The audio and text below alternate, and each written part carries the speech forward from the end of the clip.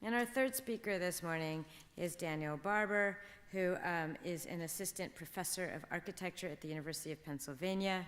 He researches the relationship between architecture and global environmental culture. I mean, I can't speak highly enough for his work. It's really very powerful, and it's kind of path-breaking and rethinking just our normative expectations of how we develop climate and how we architect ideas like a greenhouse and how we think about energy and energy infrastructures. His first book, A House in the Sun, Modern Architecture and Solar Energy in the Cold War, was published by Oxford University in 2016, and it's really, really exceptional as well, so do the same as for Gretchen. And a second book, Climatic Effects, Architecture, Media, and the Planetary Interior, is forthcoming from Princeton University soon. So, right, just a sort of quick thank you to, that's my presentation, yeah. To Katya and Kim for the sort of institutional collaboration here. Many thanks also to Orit, who I've had the pleasure of collaborating with on a number of ventures. In particular, I just want to sort of publicly acknowledge the support of the Speculative Life Cluster and the publication of a series of articles that came out in the eFlux architecture platform last year under the title of Accumulation, and we'll be doing a second series coming up, so thank you to Orit and your colleagues. And a really kind of interesting panel arrayed here relative to the talks on the table, and I'm often sort of in discussions such as this, finding myself in the position of what Gretchen just referred to as a sort of description of the beta version, right, of some of the issues that we're talking about today. So I'm going to sort of indulge that, right, a sort of prehistory of the topics of automation and computation, and indeed sort of activating through the body, as we'll see, an environment in the process of automating, right, or more specifically in the sort of rendering technical of the body, right, of the body as agent and as site of experience, both physical and physiological. So kind of looking at environments that produce certain techniques, right, on the way to the integration into other sorts of systems, into other sorts of environments of automation. And I'm mostly going to read, and I hope that will be satisfying and exciting for everybody as a means to sort of tease out some of the kind of rich specificities of the material that I'm trying to present today. So my focus today, and again, sort of resonating with what Gretchen was just talking about, is to extend the sort of time frame through some architectural evidence of the emergence of knowledge about those entanglements we have recently come to group under the term Anthropocene, right? As social and ecological histories begin to be seen in close relationship, it becomes clear that knowledge about the environment, right, that is sophisticated, I'm defining knowledge about the environment, sophisticated understanding of how social behaviors and technological path dependencies relate to planetary systems, right? So that sort of knowledge about the environment has in fact been under development for centuries, albeit under forms not necessarily legible in the present.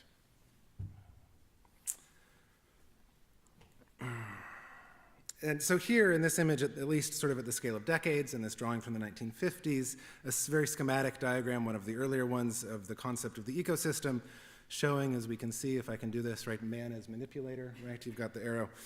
Man as manipulator, which should say man as manipulator, of these interconnected systems, and indeed suggesting the sort of emergence of knowledge around the impact of human behavior on the climate cycle. So just sort of a kind of point of reference, right, not really substantive in the context today, but as a means to frame the Anthropocene, right, frame this challenge as a historical process. So how that relates, right, is the period of much intense interest in the field of architectural history, the modern as it's loosely described, with roots in the middle of the 19th century, is also the period when fossil fuel-driven industrial expansion has occurred in an aggressive, though uneven fashion around the globe, right? So this sort of basic parallel premise of sort of modern architecture and fossil fuels, right, is an important aspect of what I want to tease out today.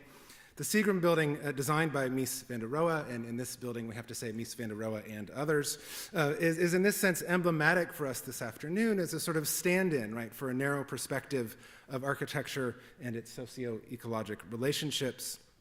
The building was one of many, of course, developed in the context of advances in the efficiency and affordability of mechanical systems for heating, ventilation, and air conditioning on the premise, on the sort of, unquestioned assumption of easy access to fossil fuels.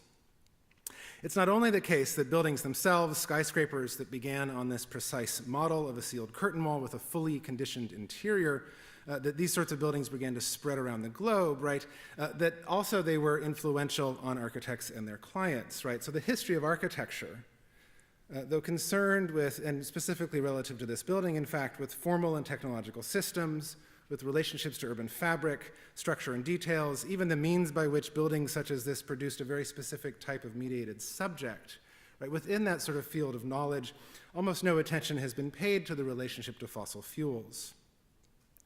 Indeed, or sort of it has, but in the inverse. When Le Corbusier proposed in 1929 that, quote, soon every building around the world will be 20 degrees, end quote, Celsius, of course, he prefigured both the intensive reliance on carbon-based energy that would define the 20th century and also the ignorance, feigned or otherwise, that has been persistent, though far from uniform, across the architectural discourse of that same period. Obviously, the so-called modern masters and their acolytes had few reasons to be concerned with energy efficiency or resource scarcity in the historical periods in which they operated, so it seems. All the same, and despite the sort of valiant efforts of previous historians such as Rainer Banham and James Steele, among others, this epical interconnection between architecture, energy, and the socio-political conditions of modernity has been largely absent in the history of the field. So the historiographic consequences of this, I think, are difficult to overemphasize. Put simply, we don't understand architecture for its relationship to energy. This aporia also serves as a palimpsest of the sort of more broadly considered promise of modernism. Not only that is relative to design, but relative to political relations, right, to quality of life. The mansion of modern freedom, as Dipesh Chakrabarty has put it, and you'll note the architectural metaphor, right? The mansion of modern freedom stands on an ever-expanding base of fossil fuel use. So the question comes to be, how does the history of architecture since the Industrial Revolution look, now that it is increasingly apparent that the energy resources that fueled it are material aspects of a brief episode, an intense but glaringly finite elaboration of a way of life that is now slowly receding, right? So we're sort of looking right around here in most of the examples I'll have today, right as the kind of trajectories really start to shift. Attention to the design intentions informing the built environment expand on the historical threads of consumption and economic growth, which reached a dizzying apex in the post-war period. A period that we also see here was that of the so-called Great Acceleration, sort of dramatic increase of everything, right? Resources, pollutants that are associated with them, population, et cetera, et cetera. So my project this afternoon, rather than rehearse the sort of precise disciplinary terms that allowed buildings to rise without concern for their energy production, is instead to begin to map, to provide evidence of some other options that were also on the table, and that today seem to offer both tantalizing historical context and the sort of promise of pragmatic application. Counter-narratives that I hope can begin to open up possibilities for counter-conduct. I'm in this sense interested in the history of architecture, not really to understand more about the field itself, right, or not exclusively, but rather for how ideas in architecture have helped us to understand the cultural resonance of environmental knowledge. I'm going to describe a few episodes in the history of architectural attention to these complex entanglements of social practices and biotic patterns. At stake is how, in the first instance, we can begin to understand the history of architecture as one of engagement with environmental questions, and in the second instance, how we can understand this engagement not only as a sort of celebration of technological solutions, right? Ways that architectural technologies can help civilization escape from our dire plight, the sort of technological fix narrative, but also emphasizing how design engages with environmental problems on cultural terms, envisioning and sometimes building alternative futures, offering novel imaginaries that can perhaps lead to new relationships between social behaviors and planetary systems. Okay, so let's start by looking at this house, a drawing really that appeared above the caption "A Not So Utopian Future" in Fortune magazine in September 1953. It was part of an article on Power from the Sun, the title Power from the Sun, written by one of Fortune's editors, Eric Hodgins, himself a very interesting figure that I won't go into today.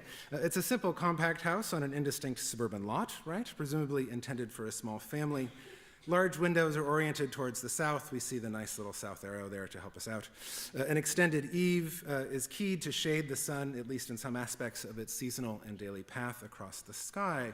Of course, the real interest is in both the roof and then this sort of cutaway perspective on what is indeed a sort of elaborate addition to the technological appliances characteristic of the post-war kitchen. The idea was this, and again, the resonance with what we were just hearing is quite astonishing. The idea was this: not only would solar energy heat the interior through the south-facing windows, the house also had the capacity, as Hodgins put it, to, quote, grow its own food in the form of algae on the roof, on the assumption that the day is coming when population pressures will make wheat fields and cattle ranges luxuries of the dear dead past, unquote. In this pantry workshop, garbage would be burned to charge the algal suspension and keep it flowing. This algae was then filtered, reheated, and made available as, to quote again, a concentrated sludge, a dark green paste with a pleasant grassy odor, and enough fresh organic matter to supply the entire protein requirements for the family, end quote. In the near future, we will not only rely on these sorts of, I'm not quoting anymore, right? We will not only rely on these elaborate domestic technologies, as Hodgins concluded, to quote him once more, we will also come to rely on the internal metabolic adjustments by which we shall subsist contentedly on hydrolyzed sawdust and predigested vitaminized algae, end quote.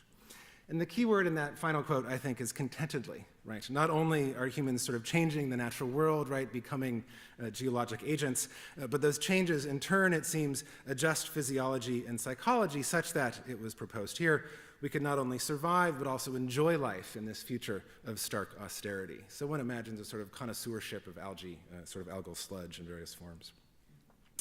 This is, of course, an ironic image, right? A sort of tongue-in-cheek visualization that was not intended to exactly be taken seriously, but that nonetheless opens up a new perspective on the architecture of the period, and indeed on the cultural dynamics of the Great Acceleration more generally.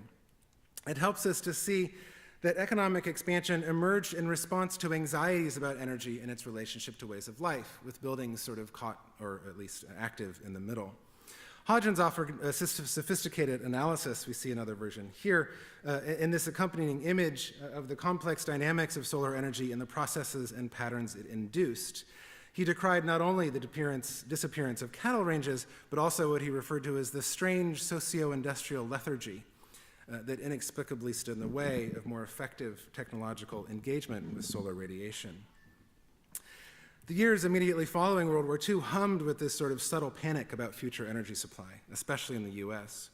While it appeared by the end of the war that oil reserves in the Gulf of Mexico were soon to run out, of course they didn't, it wasn't clear yet where the energy needed to fuel anticipated economic growth would come from.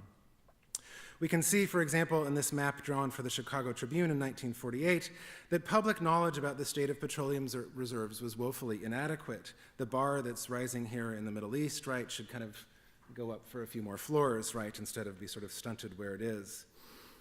It's also the case that in this same period, the emergence of a theory of sort of peak energy, right, M. King Hubbard's theory of peak oil began to be articulated. The suburban house and its potential for solar-oriented design was an important aspect of this wide-ranging discussion. Many government, media, and corporate agents, realizing the felicitous relationship between solar exposure and the open lot of the expanding suburbs, turned to architecture as a site for socio-environmental experimentation. In his article, Hodgins discussed the architect George Fred Keck, we see one of his buildings here, who built a number of passive solar houses in the late 1930s and 1940s. They all followed a basic template. Those of you who can kind of easily read the plan can note that all of the rooms are on this sort of south-facing facade. Right here we have a sort of north arrow, so noting that the sun is coming in, right, into the fully glazed area. And also the importance of this, of the eave, right, of the kind of careful extension of the eave over that glazed area so that the sun coming in the winter is filling in the interior, as we see on this top image, and in the summer it's blocked more or less, right, to sort of reduce the solar radiation that's entering the house. It's not only the case that these environmentally precise structures elaborated on what came to be called by George Nelson in 1944 the solar house principle, but also that architects familiar to the literature, such as here Oskar Stonerov and Lou Kahn, and many of Frank Lloyd Wright's Usonian houses and the residences built by the Architects Collaborative, were attentive to this relationship of their designs to the sun and to the potential for the house to sort of open up, right, visually, experimentally, and thermally to the conditions of the outdoors. This interest in solar housing played out not only in the abstractions of experience, but also through another important theme of architectural modernism, the importance of technology. A series of buildings, built at the Massachusetts Institute of Technology led to general parameters that were later elaborated upon in subsequent decades. I'm skipping a number of them, some of them which used a sort of phase change chemical heat storage system that we were just sort of obliquely referring to. The third MIT experiment focused on producing comfortable, compact living spaces that could be heated without reliance on mechanical systems.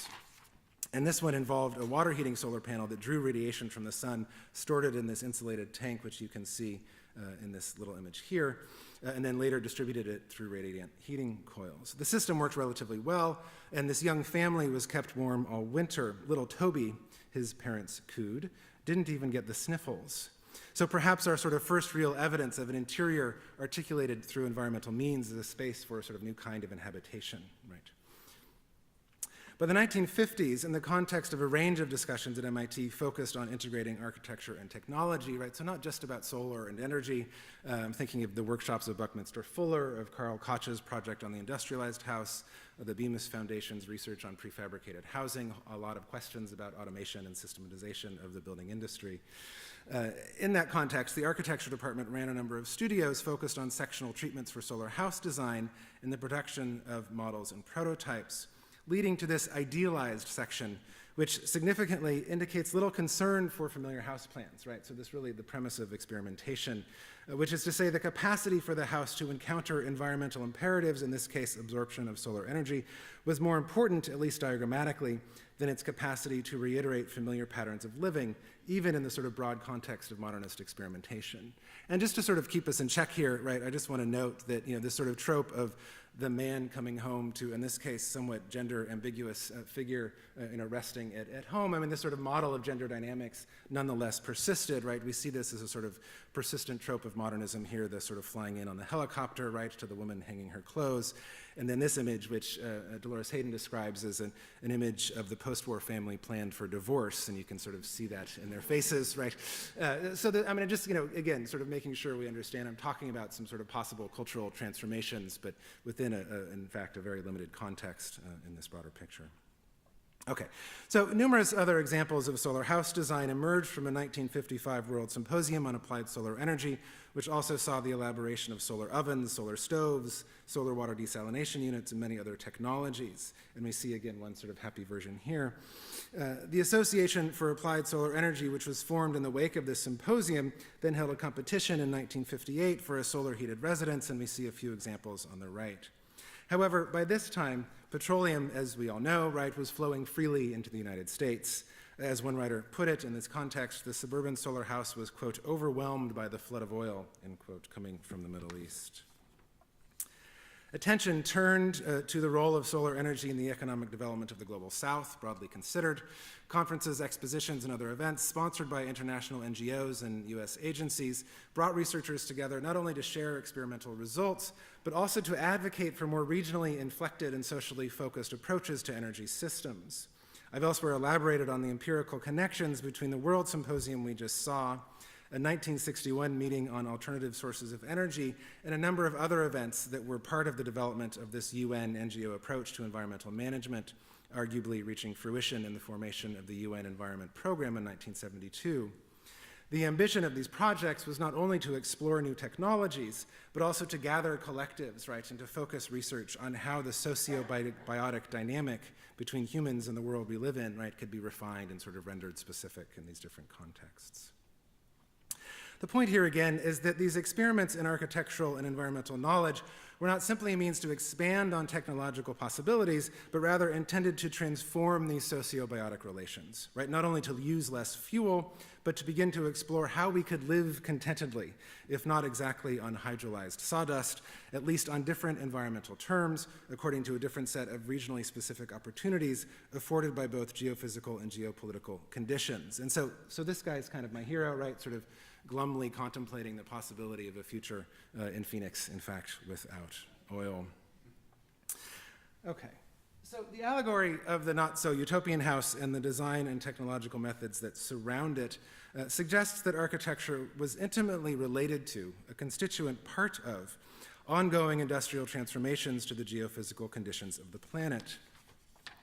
Insofar as the solar house mediated this relationship between social and biotic systems, it was inserted into geopolitical flows and flows of knowledge and suggestive of a range of possible cultural transformations and aspirations, utopian or not so utopian. In the second part of my talk, working off of this foundation, I want to continue to suggest some of the extensive nature of these interests and practices, and also point this evidence more directly towards the conceptual, epistemological, and methodological frameworks that emerge. If we are, as I proposed at the start, interested in how I'm quoting myself here, how ideas in architecture help us to understand the cultural consequences of environmental knowledge, unquote, what are these consequences? How can these environmental histories of architecture help us to think about the present and the future differently?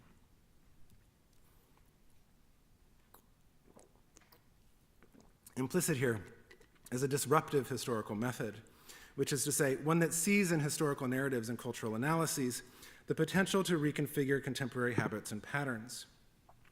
Historians of environmental change have to pay close attention to the causal dynamics implicit in their arguments. As Isabel Stengers has recently written, I'm not a big fan of texts on PowerPoint, but this is a tricky one. What is proper to every event, and italics in the original, what is proper to every event is that it brings the future that will inherit from it into communication with a past narrated differently.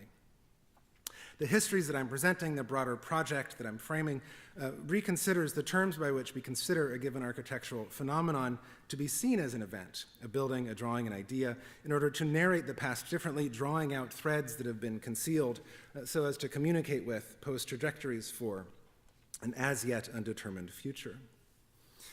Okay, so let's look at another set of events on Stengers' terms, more case studies lying dormant in the architectural historical archive that help us to trace elements of cultural environmental practices from the past into possible futures. As the solar house examples suggest, interest in the relationship between design interventions and surrounding climatic conditions have played out through concerns over site orientation to the sun and the coordination of materials to heat and humidity. While these considerations of climate have been essential to the provision of human shelter for centuries, with the emergence of modern architectural strategies, the means to understand and engage this relationship underwent significant transformation. This building, the Ministry of Education and Health, built in Rio de Janeiro by a collaborative team led by Lucio Costa in 1942, is already well embedded in the canon of architectural modernism, often celebrated as evidence of Le Corbusier's wide-ranging influence, but is nonetheless available for expanded historical inquiry relative to its climatic effects. Now, a certain amount of translation is necessary. The climate that was of concern to mid-century architects was not focused on minimizing carbon emissions, the relationship of which to the instability of global climatic patterns was, of course, not yet understood. Rather, climate design strategies were developed in a context where infrastructure and the technologies of heating and cooling were inadequate to what Peter Sloterdijk has recently called the, quote, world interior of capital. That is, a uniform space of inhabitation and productivity seen as essential to the smooth flow of economic systems, forms of calculation, and the rendering public of global institutions.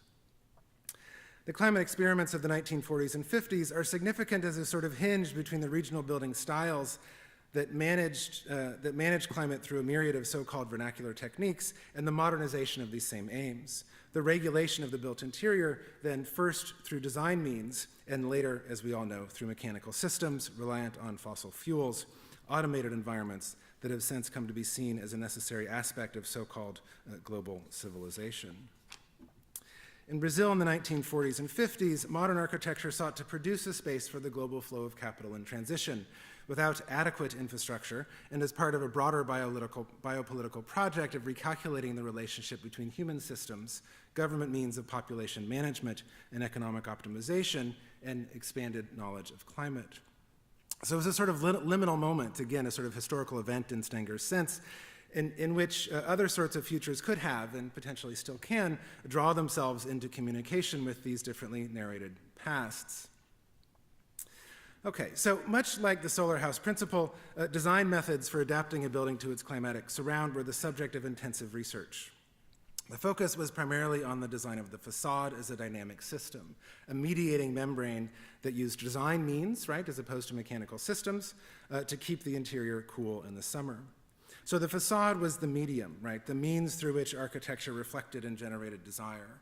At the Ministry Building, banks of operable louvers, which we're seeing in close-up here, were nested in this egg crate facade, and each module, you can sort of see these little kind of resting points, right, could have three different sort of conditions of rest, and as you see, it sort of monitors or sort of mimics the patterns of the sun as it goes across the sky in Costa's drawing.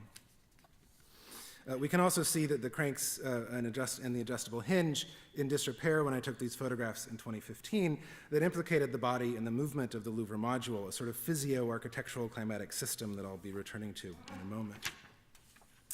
The program and commissioning of this building is also significant. The Ministry of Education and Health, the agency that is not the building, was a new government entity focused on the care of the population, on the regulatory and communicative means by which the Brazilian population, and indeed in the sort of distant hinterlands of Brazil in particular, could be brought up to a new quality of life standard.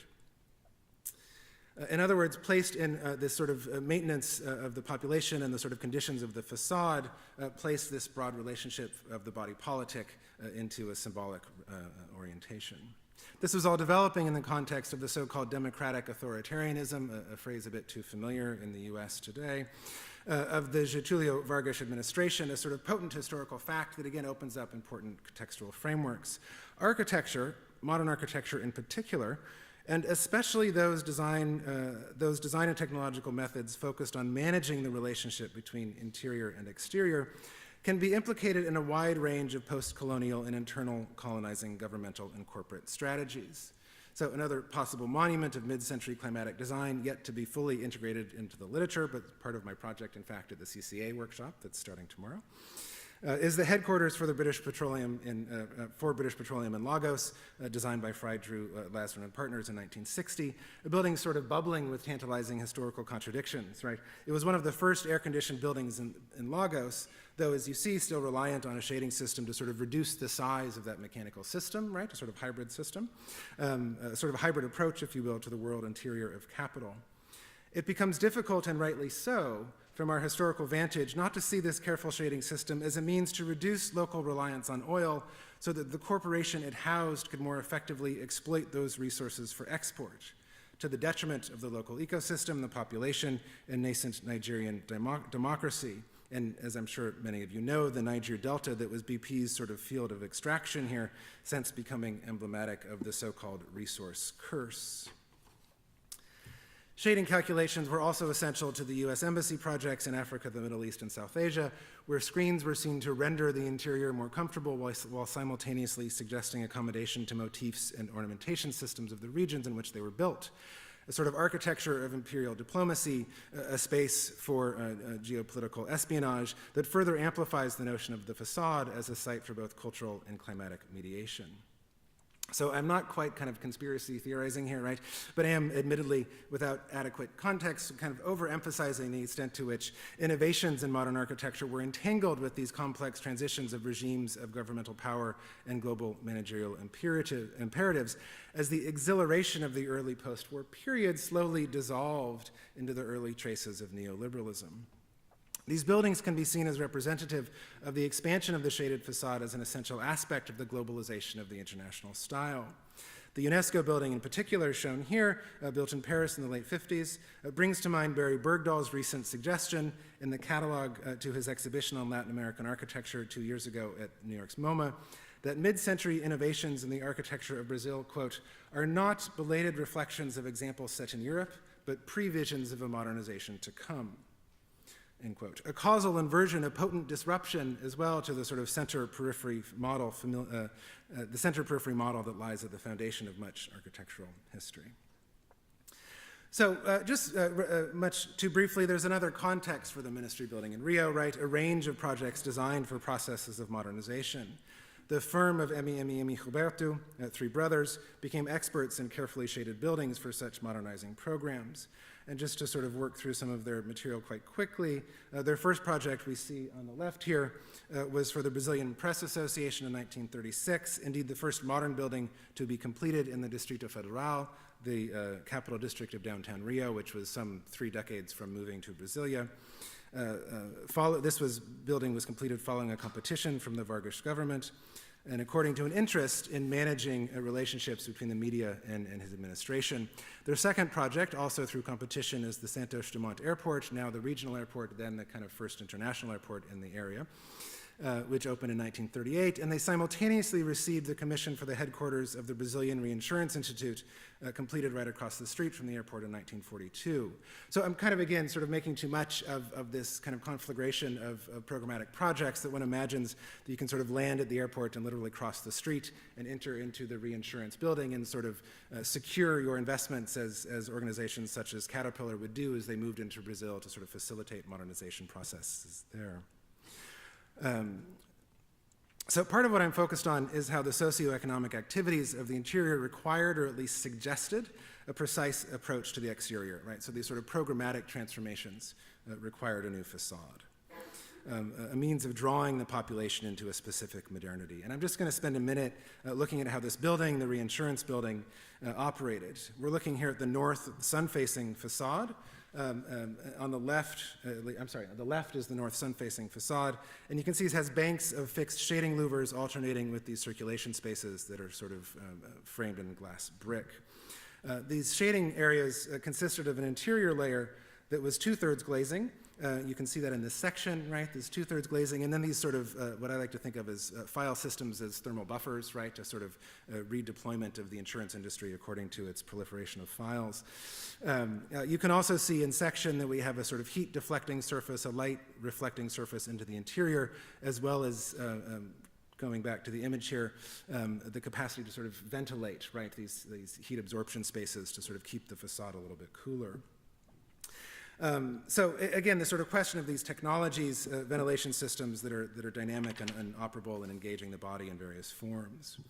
The southern and eastern facade were also activated for their microclimatic positioning, with bands of windows alternating with masonry walls, directing the light towards the upper parts of the interior while leaving some flexibility for ventilation.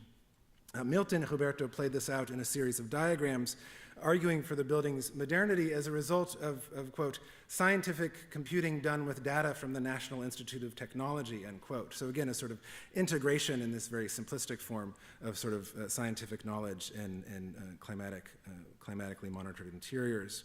This general relationship between science and these new design approaches, I note parenthetically, came to an apex in the mid-1950s. In the mid-1950s at the Princeton Architectural Laboratory in the US, where Hungarian immigrant architects Victor and Aladar Ogyay, trained in solar house design at MIT, developed a complex method for determining the precise shading conditions for a given site. And just to again reflect this back onto our sort of broader picture, the research done in this context rooted out of the Brazilian period, which is to say these guys researched the Brazilian projects, developed their method, and subsequently others worked with their method to develop a number of software platforms that are now used as performance assessment systems, Ecotech now being part of the Revit package that many designers use. So the Roberto brothers made many buildings along these lines that I'm not going to detail at all this afternoon, but just want to sort of jump to one of them, and we can just note the sort of dynamism of these facades and the sort of capacities with which they're altered. But to conclude with this last project, reflecting us back, this last project, reflecting us back to some extent along the lines with which we began, with the not-so-utopian house that saw in architecture the near-term possibility of many different futures, although here in a somewhat different historical context. The Edifício Mamãe, as this building was called, was built by the Roberto brothers in 1945 as an apartment building that could house their entire extended family, right? So sort of early version of the house for my mother, if you will. Each of the brothers had at least one floor, and their mother, by then widowed, occupied the 7th floor, sort of further guarded by this tertiary shading screen that we can see here, right? So again, sort of architecture is a form of self-care. I mean, this is part of what we're putting on the table. So I'm trying to offer this building, sort of tying this all together as an event on Stenger's terms, as an important moment in the narration of architectural modernism in the geophysical, geopolitical, and biopolitical context that I've been examining, as a past from which a different future could be inherited. The dynamism of the facade at the Edifício Mamãe was such that it demanded elaborate attention from the inhabitant, and we can just sort of see that almost kind of effectively, right, in the sectional drawing here. A number of adjustable and fixed elements, These combinations allowed for varied engagement across diurnal and seasonal patterns, and the inhabitant, or the family, or really in this case the domestic help, and that's not a non-issue, attends to these needs through various physical interactions. It's an architecture that considers the conditions of the body not as such, but in its capacity to activate thermal comfort through a range of habits and practices.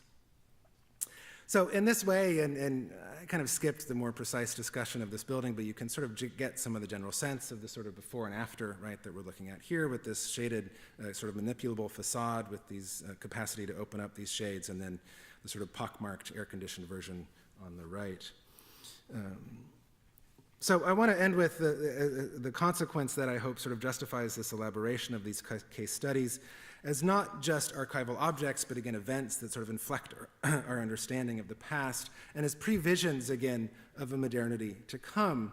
But perhaps here not the vision or not the modernity as now legible on this pockmarked facade that Bergdahl was evoking, or that best realizes the potential of these mid-century experiments. What's at stake in the broader prospects for a critically engaged environmental history of architecture in these historical events as we see them for their capacity to narrate towards different possible futures is how the behavioral regimes imagined in the design of the facade are an inducement to particular kinds of habits, also reflected, of course, in our potential capacity to live contentedly on hydrolyzed sawdust. A sort of not-so-utopian future by which these suggestions and inducements begin to disrupt our collective relationship to the design conditions of the building, to the interior world of capital, and to focus more squarely on air conditioning as a space political theme available for design resistance. What other environmental imaginaries are we invested in? What other thermal behaviors are possible? These liminal moments of engaging bodies directly in regimes of modernization seem, I want to propose, less like a past, since overcome by the forces of automation and economic expansion, and more like a future, the outline for a novel approach to addressing cultural and climatic contingencies. Thus does this causal instability suggest that cultural practices such as architecture, in encountering this sort of complexity of the environment, do not produce seamless solutions, but rather open up space for a new kind of subjectivity, infused with physiological engagements and methods of design that, framed by new interpretations of the past, suggest practical tactics and conceptual strategies to encounter the not-so-utopian future we collectively face. Thank you.